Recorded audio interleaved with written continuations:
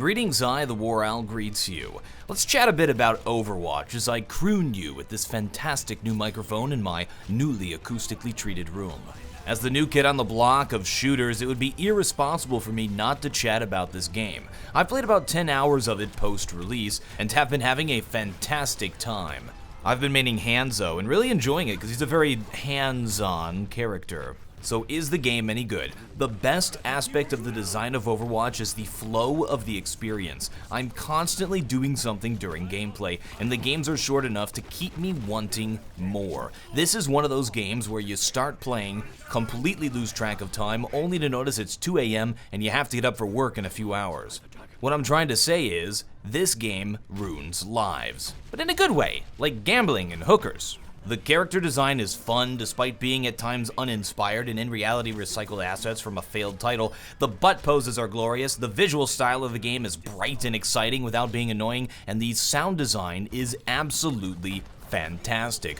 Almost as good as my voice. I'm pretty much just saying what I've already said in my beta impressions video, so check that out if you haven't already. I don't want to beat a dead horse with this stuff, so let's talk about the controversial stuff. That's always fun. It always gets lots of lovely YouTube commenters who appreciate a difference of opinion. The biggest problem with the game is that it takes teamwork to pull anything off, but caters to a casual audience that isn't really interested in teamwork. The easiest way to get around this is to play with friends, and on Blizzard's end, to create a ranked matchmaking system. This needs to happen before I can take this game seriously. Many people have been messaging me asking me if I think the price of this game, which in my region is $40, is acceptable or worth it. The monetization strategy of Overwatch, which is paying a one-time sub-AAA title fee, is the best possible strategy for a game like this, in my opinion. People pay $60 for half-baked garbage AAA titles constantly, and honestly, I think the only people complaining about the price are young people who have been accustomed to the free-to-play model.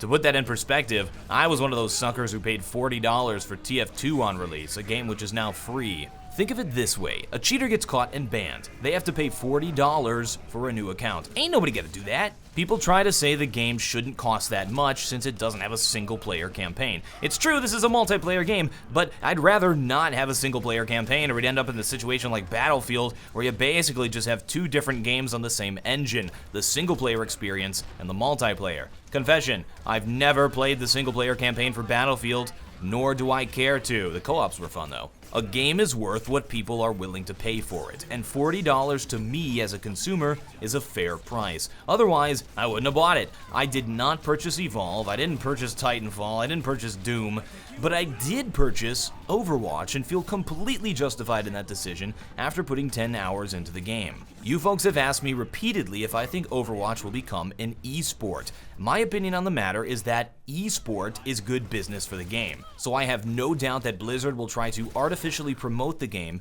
as an eSport. So yes, it will be a quote-unquote eSport, but the question is if the game really deserves to be.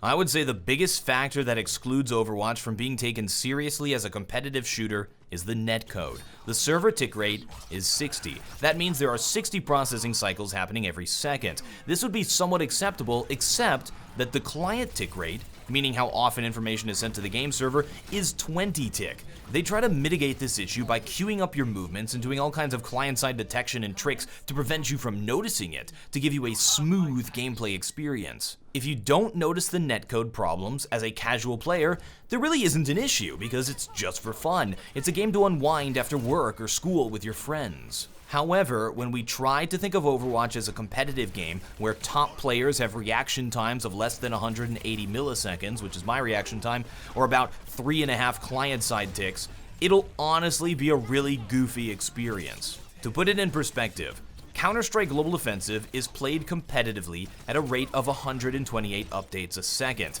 Matchmaking servers are at 64 tick, which most competitive players consider not good enough.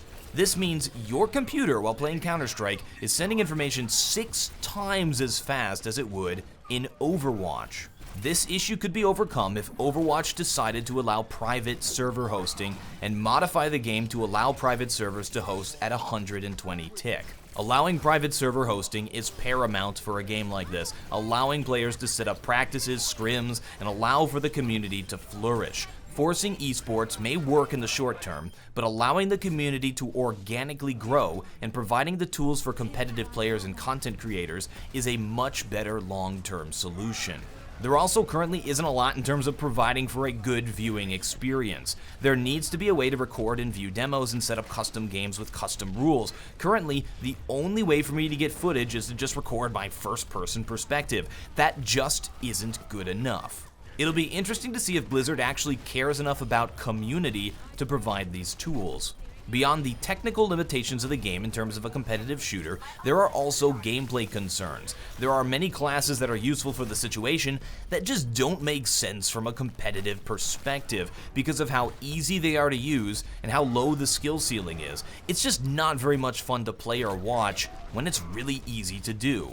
This issue also applies to the ultimates. The skill in many of the ultimate abilities is just when to use it and where to use it, not so much the Twitch execution of it.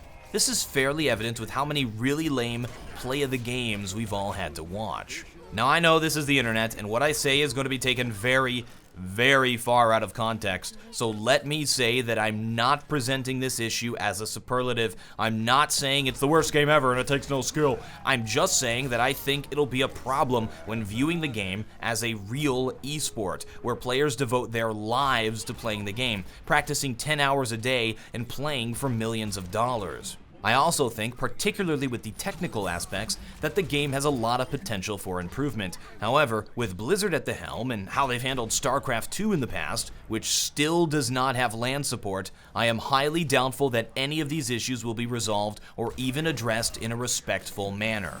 Either way, the game is fun and addictive, the visual style is stunning, and the sound design is fantastic. It's got a great coat of paint, but it's a lemon. It tricks you into thinking everything is smooth and sexy, but in reality, when you look under the hood, it's got the horsepower of a smart car. I'd love to read what you folks have to say in the comment section of this video. Do you agree or disagree? If you're an engineer or a designer or whatever, let me know your opinion about it in a respectful way. Thank you folks very much for watching. I am TheWarOwl, and I still have no closer.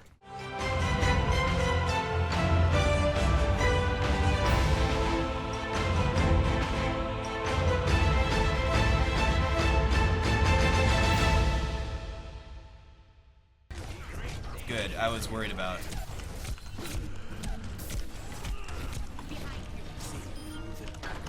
Sick. This is not the person.